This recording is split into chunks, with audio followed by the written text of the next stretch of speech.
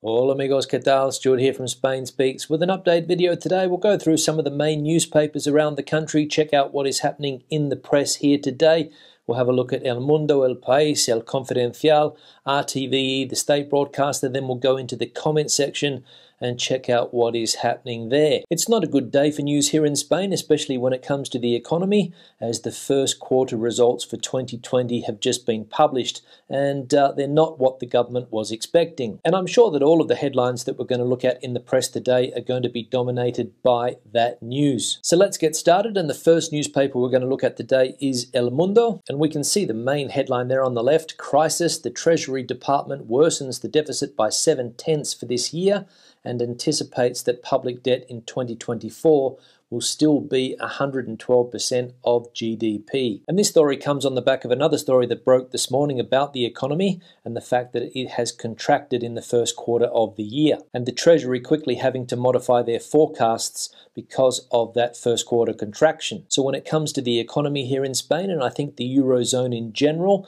things not looking good for 2021. Spain in particular, as we know, suffered a very bad third wave of the coronavirus in those first 3 months of the year after that Christmas hangover, as they are calling it here. Lots of autonomous communities around the country decided that it was time to shut up shop, shut a lot of those non-essential businesses, and that most likely is one of the reasons for the poor performing economy. We saw those unemployment figures yesterday or the day before, and they weren't very good either. So 2021 going to be another tough year when it comes to the economy here in Spain. Now we'll go back into the news and we'll click on this article about taxes here in Spain, and the headline reads: OECD reports Spain surpasses Germany in the top 10 countries of tax burden on the salary of a worker with a dependent family. 33.9% of the Spanish wage goes on taxes and contributions, compared to 24.4% of the average in advanced economies. So not only is the economy underperforming here in Spain, we're getting smashed by the tax department, with a higher tax burden on salaried workers here in Spain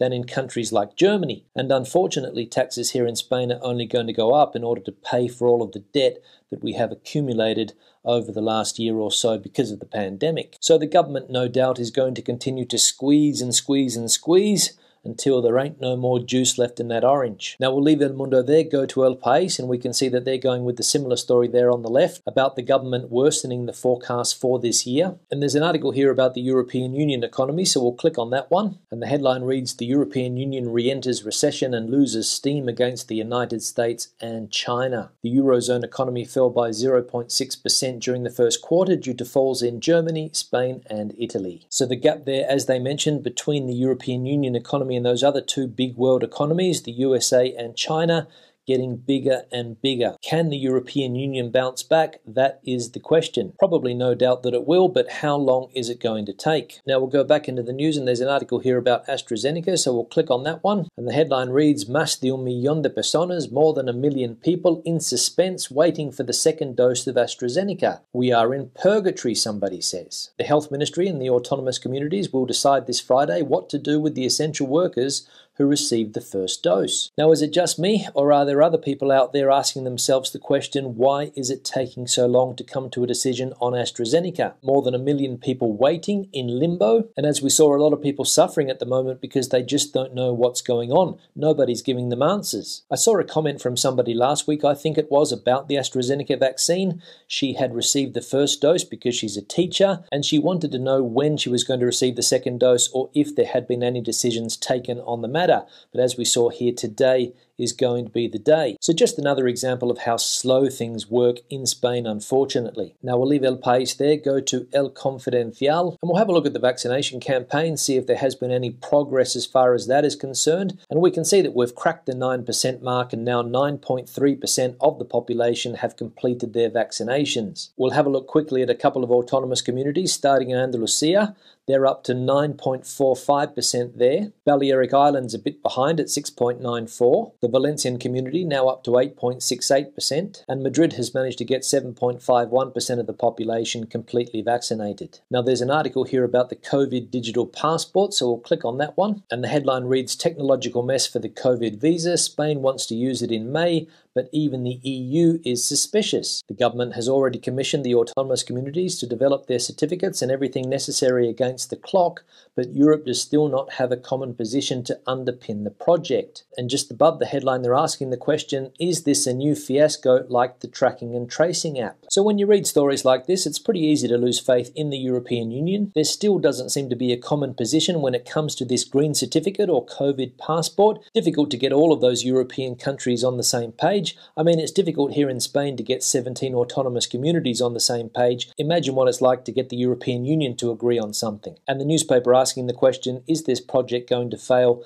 like the tracking and tracing apps last year? Now we'll leave El Confidencial, go into the state broadcaster RTVE, and there's an article here about the border between Spain and Portugal, so we'll click on that one. And the headline reads that Portugal will reopen its border with Spain this Saturday. The neighbouring country limited mobility with Spain in January. So some good news there, the border with Portugal reopening again, Portugal giving it the okay. The Portuguese Prime Minister saying that the health situation in Portugal is now better, and this is another step in Portugal's de-escalation plan. As we know, the country has been slowly opening up again after being closed for various months, and I'm sure that there are a lot of people happy that cross-border travel with Portugal and Spain can start again. Now we'll leave the news there and go into the comment section, check out what is happening there. We'll have a look at this one here from Edward. I rolled the dice and booked flights to Spain for mid-July, after a UK government minister said that the NHS app will function as a vaccine passport. And though my first vaccine won't be until June, I'm hoping they'll allow me in. I'm a gambler, so we'll see what happens. Yeah, Edward, thanks for the comment. Basically, you have to know when to hold them,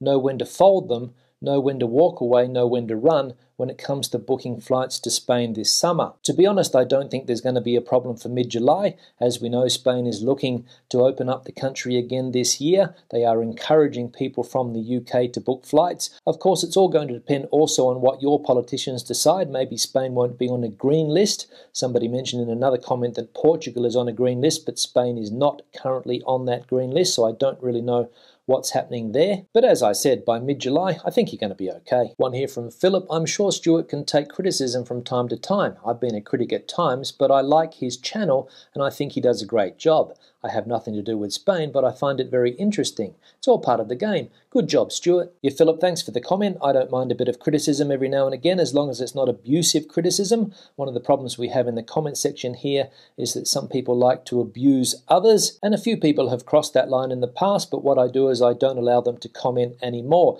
Sometimes they come back with a new profile, and sometimes they take the hint and stay away, or they most likely go to another channel and write the same abusive comments. And what I said yesterday about getting a little bit depressed when I receive a thumbs down was said tongue in cheek. And finally, one here from Diamond Tran. Could you find more positive news about Spain in your daily update, Stuart? Yeah, Diamond, thanks for the comment and a classic example of constructive criticism. I will look for positive news stories in the future, but unfortunately, there is not a lot of them to be found at the moment, and to be honest, there hasn't been a lot to be found over the last year or so. The population has been smashed, lots of people have lost their jobs, the economy has been completely smashed as well. We have to wear a face mask everywhere we go here in Spain, both indoors and out, and the vaccination plan that we thought was going to put an end to the coronavirus pandemic has been very slow here in Spain. So there hasn't been a lot of good news over the last year or so, but I'll keep your suggestion in mind, and I'll look for a positive story every day to cheer people up. On that note, I'll wrap the video up. Questions and comments, please leave them in the section below.